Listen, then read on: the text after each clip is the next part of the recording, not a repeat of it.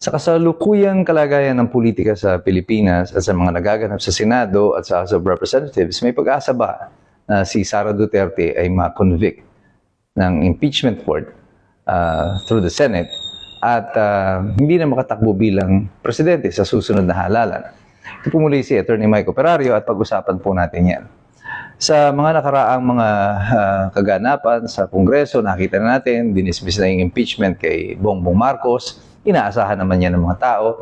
At ngayon, yung impeachment naman ni Sara Duterte, pinag-uusapan sa Kongreso at inaasahan din ng mga tao na ito ay magpo-progress sa House of Representatives. Pero there are things that we must think about and consider.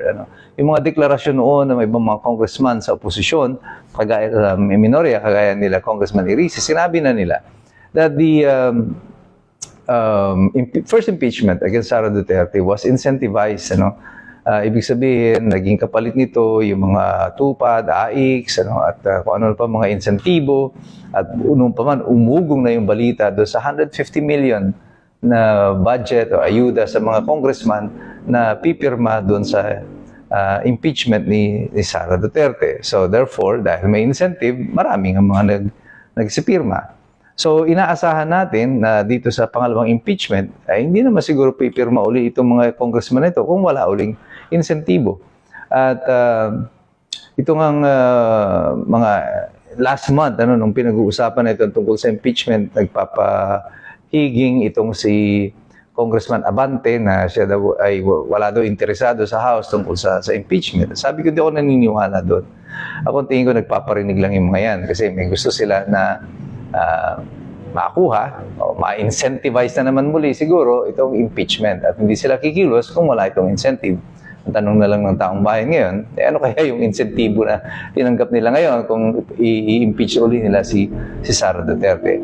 So kung inaasahan na ng mga tao na sa House of Representatives gugulong itong impeachment ni Sara Duterte, ano naman ang aasahan natin sa Senado? Well, the good thing about the Vice President is that as of today, walang bilang ang administrasyon to impeach Sara Duterte. They needed 16 senators para i-impeach si Sara Duterte.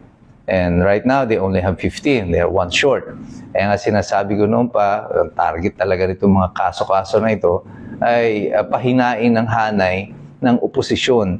Baka nga may mga ma-pressure sila enough at bumaliktad na or magbago ang complexion kasi isang boto lang naman ang kailangan nila idagdag sa kanila to make sure na may impeach nila si Sara Duterte. But I think the opposite will be the effect itong nagaganap na ito. Remember last week umugong yung balita ng pagpapalit ng liderato ng Senado.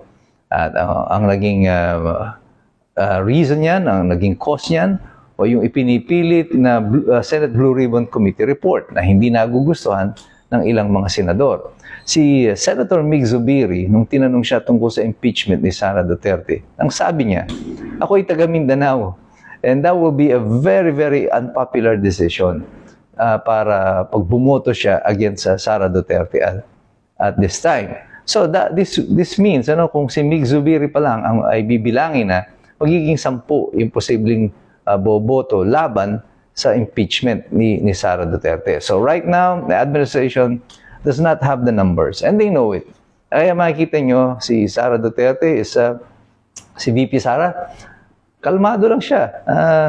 She is secured in her place and I think kung itutuloy nila itong impeachment ito, yung pinapangako niya na bloodbath, doon sa mga ebidensyang i-reveal niya tungkol doon sa mga supposed mga cash releases na yan, this will be working against the administration at hindi ito magiging maganda para sa kanila. So right now, I think politically, the position of the Vice President is on stable ground.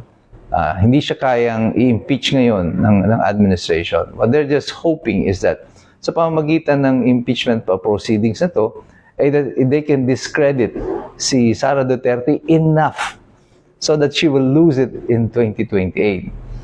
But they're out of their minds, this administration. They are delusional para isipin nila na ang impeachment proceedings na to will be enough para burahin sa isipan ng mga tao na mas maraming pera ang nawawala kaysa dun sa hinahanap nila kay Sara Duterte. Trilyong piso ang nawala dito sa flood control. Bilyon-bilyon ang intelligence fund or confidential fund ng Malacanang.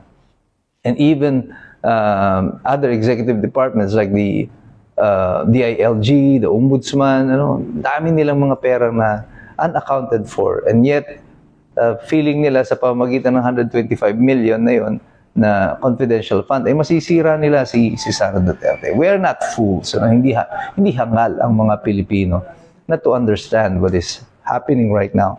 And I think this is gonna backfire, itong gagawin nila against kay Sara Duterte na impeachment. Kasi lalo lang nilang ipinapakita yung pagiging hipokrito nila, yung kanilang pagkaganid sa kapangyarihan at sa kayamanan.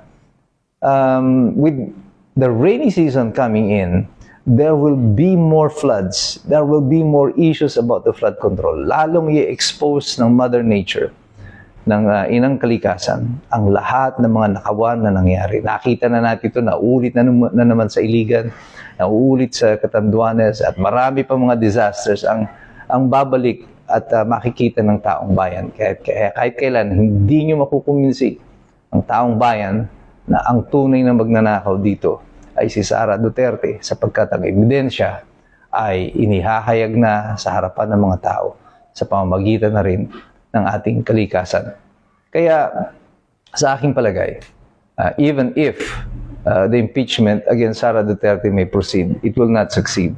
And even if, for purposes of argument, na makakuha sila ng sapat na bilang, may mga nagsibaliktad ng mga senador na pressure enough para bumaliktad sila, para i-impeach si Sara Duterte. All the Vice President had to do is that kung alam niya wala siyang bilang, mag-resign lang siya. So she can still run in 2028. So there are still a lot of options in the table. Pero sinasabi ko na nga sa inyo noon pa, lagi kong sinasabi, itong mga supposed best laid out plans ng administrasyon, laging palpak. Hindi po nila madali talaga si Sara Duterte. Ito na nga si Boying Rimulya ng Ombudsman. Hayagan na ginagamit niya yung Office of the Ombudsman. They have basically weaponized it against the opposition in the Senate. Nadinig niyo yung huling interview niya, pinagmamalaki pa niya, naka-ready na kayong arresting team. At pinaririnig niya yan for Tito Soto. Parang suporta niya kay Tito Soto. Papa-aresto niya na yung mga senador na nagbabalak ng kudeta. If that is not weaponization of the Office of the Ombudsman or the political gains of this administration, then I don't know what is.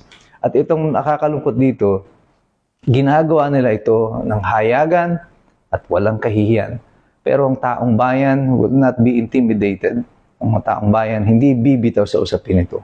Kitang-kita natin yung pag-abuso dito at kailangan tayong lahat tumayo, manindigan tungkol dito para sa katotohanan at para sa ikaayos na tunay ng ating bansa. Pero sa ating paglahok na yan, patuloy po tayong magsipag-aral sapagkat mahirap makialam ang taong walang alam.